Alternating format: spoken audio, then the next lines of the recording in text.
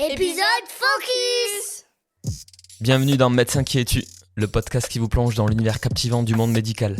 Chaque épisode vous offre un regard intime sur la vie des médecins, leurs défis dans le monde professionnel et leurs passions en dehors des salles de consultation. Je m'appelle Maxime Garcia, bienvenue et bonne écoute.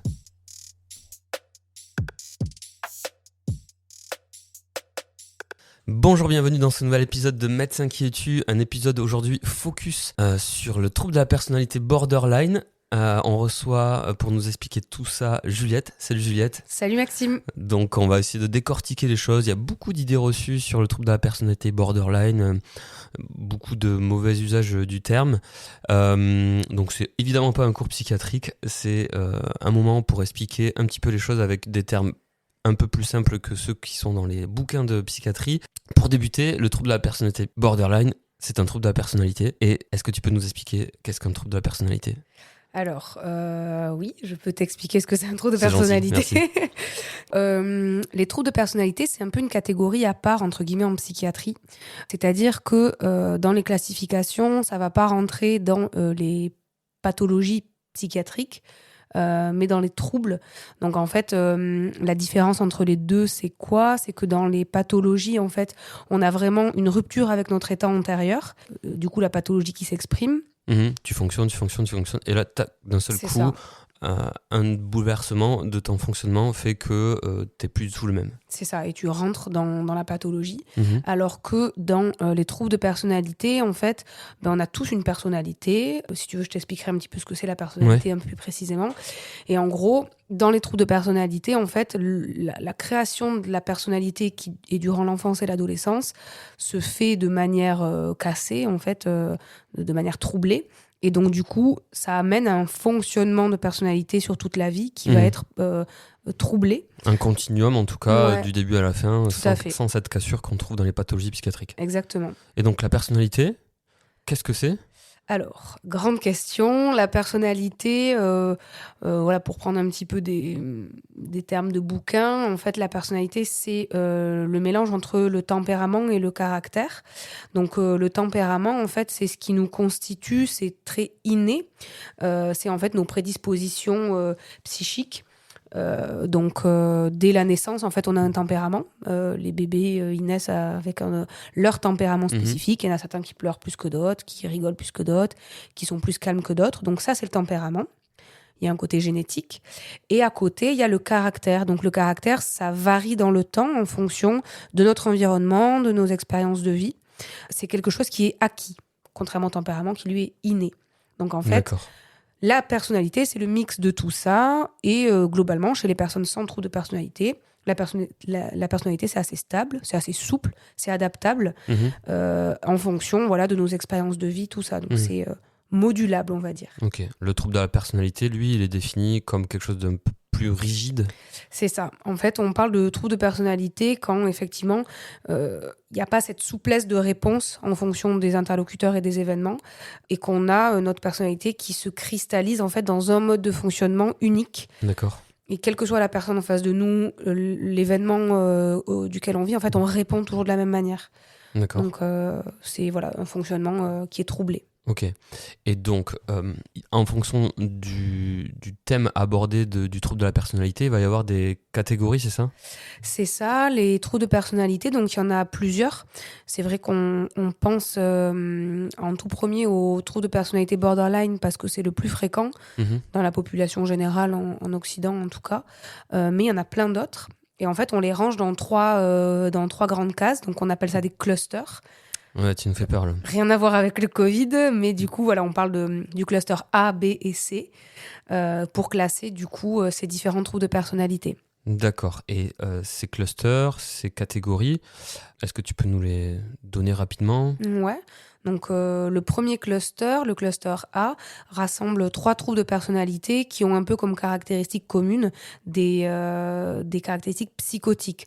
Donc, c'est-à-dire un peu une vision un peu biaisée de la réalité, des pensées un peu qui se surajoutent à la réalité. D'accord. Et dans ce cluster, du coup, psychotique, il y a la personnalité paranoïaque, la personnalité schizoïde et la personnalité schizotypique. Ok. Donc c'est assez spécifique. Je pense que si on n'est pas psychiatre, on a peu entendu ces termes-là. On connaît la racine schizo pour schizophrénie. C'est ça. Est-ce que c'est le pendant de la pathologie psychiatrique? Est-ce qu'on peut glisser d'un trouble de la personnalité psychotique vers la schizophrénie, par exemple? Ouais, tout à fait. En fait, les troubles de personnalité, de manière très générale, donc tous les troubles de personnalité sont un facteur de vulnérabilité de tous les autres troubles psychiatriques. Et plus spécifiquement, certains troubles de personnalité peuvent être un état, entre guillemets, qu'on peut appeler prémorbide, donc c'est-à-dire qui précède la vraie pathologie. Et c'est le cas, effectivement, de personnalités schizoïdes et schizotypiques. Si on a ce trouble de personnalité, on peut développer une schizophrénie par la suite, mais c'est pas parce qu'on a ce trouble de personnalité qu'on développe une schizophrénie, et on peut développer une schizophrénie sans avoir ce trouble de personnalité au début. Ensuite, c'est la deuxième catégorie. La deuxième catégorie, donc le cluster B, il rassemble 4 troubles de personnalité qui ont comme caractéristique commune un trait émotionnel. Okay. Donc c'est la catégorie émotionnelle. Et dans cette catégorie, donc il y a le trouble de personnalité borderline, il y a le trouble de personnalité antisociale, qu'on appelait auparavant psychopathie ou sociopathie, qui, je pense, souffre de nombreux préjugés aussi. Oui. Ça pourrait faire l'objet d'un focus, sans doute. On fera ça.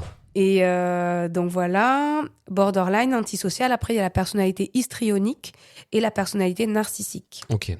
Et troisième catégorie? La troisième catégorie, ça rassemble 3 troubles de personnalité avec un peu les traits communs anxieux. Donc c'est le cluster C, anxieux. Il y a le trouble de personnalité évitante, dépendante et obsessionnelle compulsive. Ok, bon, il y a des termes qu'on connaît, d'autres qui sont un peu plus opaques, obscurs. Ok, et donc nous aujourd'hui on va discuter du trouble de la personnalité borderline, qui donc appartient à la deuxième catégorie, catégorie émotionnelle. C'est ça. Est-ce que tu peux nous la présenter un petit peu? Parce qu'en fait c'est un terme borderline qu'on utilise beaucoup, lui ou elle, d'ailleurs on utilise souvent elle est border, etc. Et donc on a voulu faire ce focus parce que il y a des choses à préciser, à éclaircir pour mieux connaître ce terme et mieux l'employer, et surtout ne pas exclure ou mal parler, entre guillemets, d'individus. Je suis tout à fait d'accord avec toi, même malheureusement...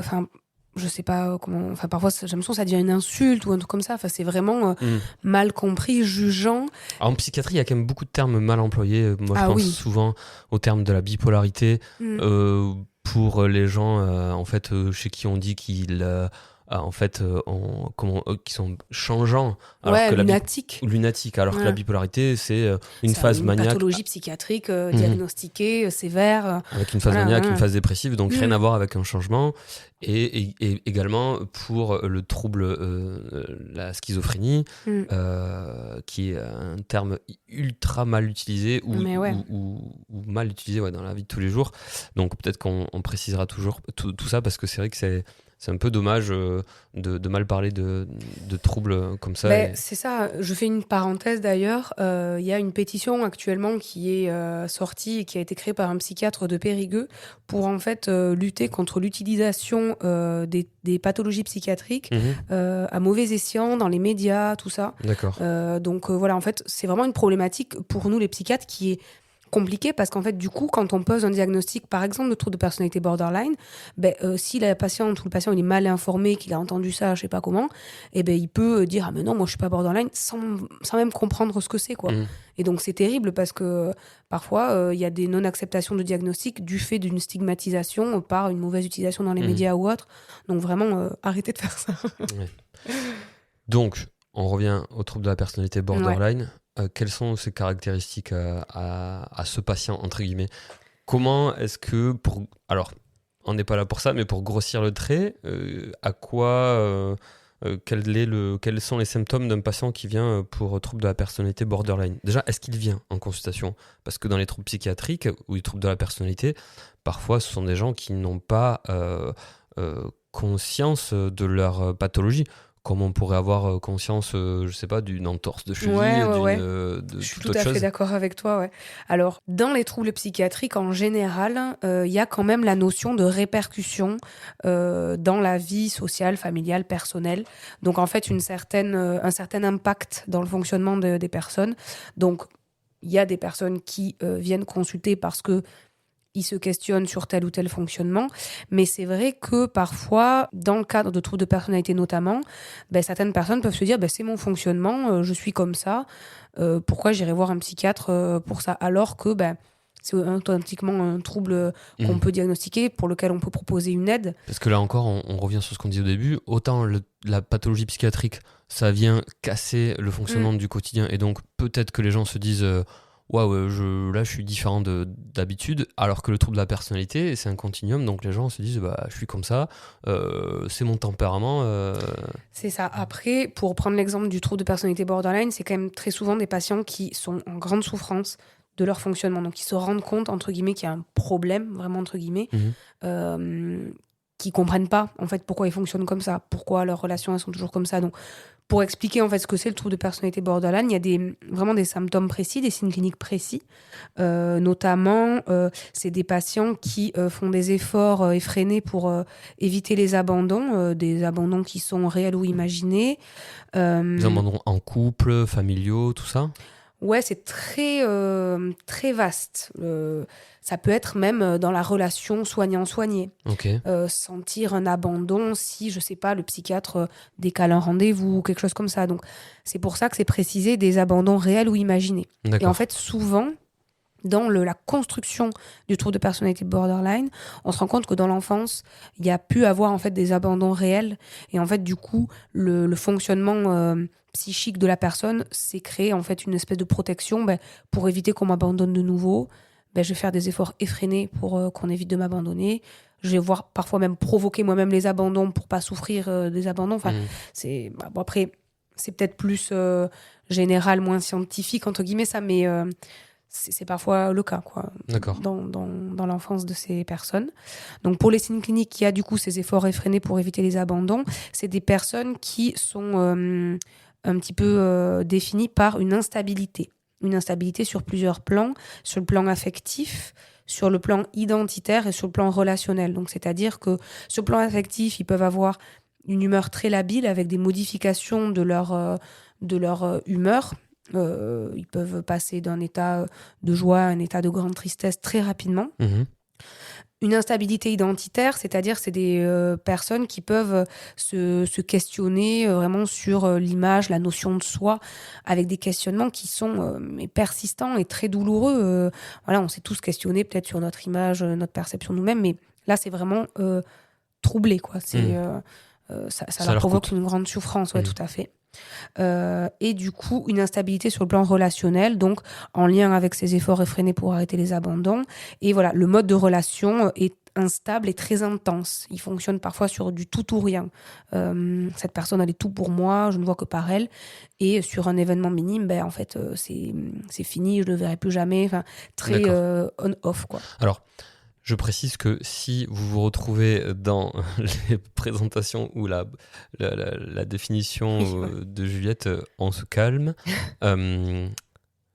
Déjà, si vous avez des questions ou des incertitudes, vous avez le droit d'aller voir un psychiatre ou un psychologue pour discuter tout ça. Bon, d'après ce que dit Juliette, c'est plutôt psychiatrie, puisque les troubles de la personnalité, c'est un diagnostic assez particulier, à une sémiologie et des signes assez particuliers qu'un psychiatre pourra vous déceler ou non. Et donc, si vous avez des questions, allez consulter, mais sinon, il est normal que vous vous retrouviez dans pas mal de petits points, puisque c'est ce qui définit un trouble de la personnalité, c'est l'immensité, le côté hyper développé d'un aspect de la personnalité qui déséquilibre tout le reste, en fait. C'est ça, comme j'ai dit tout à l'heure, on peut avoir des traits de personnalité.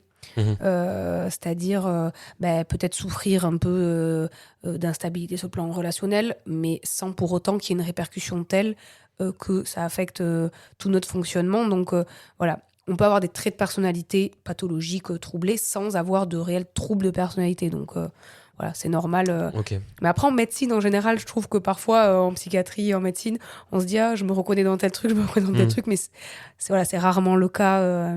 Ok. Donc, si c'est un trouble de la personnalité, ça veut dire qu'il n'y a pas de traitement Alors, juste, je finis un petit peu sur les signes cliniques parce que du coup, j'ai pas tout dit pour que ce soit un peu complet. Donc, j'ai parlé de l'instabilité, des efforts faits pour les abandons, tout ça. Une part importante aussi dans la symptomatologie, c'est l'impulsivité. Ok. C'est des patients qui peuvent être impulsifs sur plusieurs plans. Sur le plan des dépenses sexuelles, consommation de substances, des conduites auto-agressives, des crises de boulimie, tout ça. Ça, c'est vraiment l'impulsivité du trouble borderline qui parle. Et ça peut amener à des décisions inconsidérées, des mises en danger, tout ça. Donc, c'est assez important. Et aussi, notre signe clinique important, c'est le sentiment chronique de vide dont les patients parlent assez bien. D'accord. Donc voilà. C'est un peu grossier, mais globalement, c'est vraiment les signes cliniques principaux. Je vais employer un terme hyper populaire. C'est des gens qui sont difficiles à vivre à la maison ou c'est vraiment trop grossier? Non, mais c'est intéressant ce que tu dis. Parce qu'en fait, oui, leur fonctionnement fait en sorte que ça peut être difficile les relations interpersonnelles avec eux. Mais en fait, c'est un signe clinique d'avoir des relations interpersonnelles compliquées. Et en fait, ça, les patients, ils s'en rendent compte que leur fonctionnement fait en sorte qu'ils ont des relations interpersonnelles compliquées. De tête avec eux, quoi. Mais ouais, mais en fait, ils décident pas de fonctionner comme ça. Et donc, en fait, c'est encore plus une source de souffrance. Parce qu'ils se rendent compte que, je sais pas, au niveau amoureux, amical, même au niveau soignant, il peut y avoir des difficultés qui sont provoquées par eux, mais sans qu'ils fassent exprès. Et on peut avoir des sentiments au niveau soignant de ce qu'on appelle du contre-transfert, c'est-à-dire, voilà, cette personne, c'est compliqué au niveau interpersonnel. Et en fait, ça peut être un signe clinique que cette personne souffre peut-être de troubles de personnalité borderline. Donc, c'est très intéressant ta remarque, je trouve. Ok, c'est gentil. Très bien. Donc, si ce trouble est un trouble et non une pathologie, ça veut dire qu'il n'y a pas de traitement et que on ne prend pas en charge par des moyens médicamenteux ces gens? Alors, donc juste pour dire, c'est pas une pathologie, mais ça reste quelque chose qui peut être très grave. Il y a des troubles graves de la personnalité qui conduisent à des hospitalisations, à une incapacité de vivre normalement, à un handicap, tout ça. Donc voilà, le fait que ce soit pas dans la catégorie pathologie, ça veut pas dire que c'est plus léger, entre guillemets. D'accord. C'est juste que le fonctionnement diffère.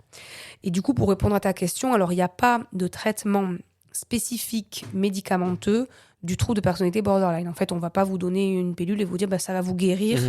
Comme par exemple pour l'anxiété, on a des anxiolytiques, la dépression, des antidépresseurs. On n'a pas d'anti-borderline.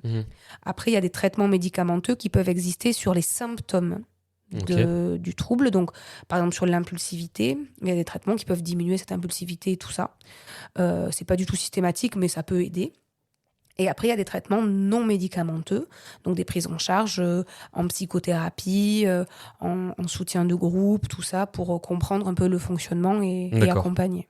Pour avoir une sorte d'insight, c'est-à-dire de compréhension déjà de son fonctionnement, et d'essayer par une action volontaire de la part du patient, d'essayer de venir gommer ces aspérités, ou c'est pas le projet? Alors, gommer, je sais pas, mais en tout cas, comprendre.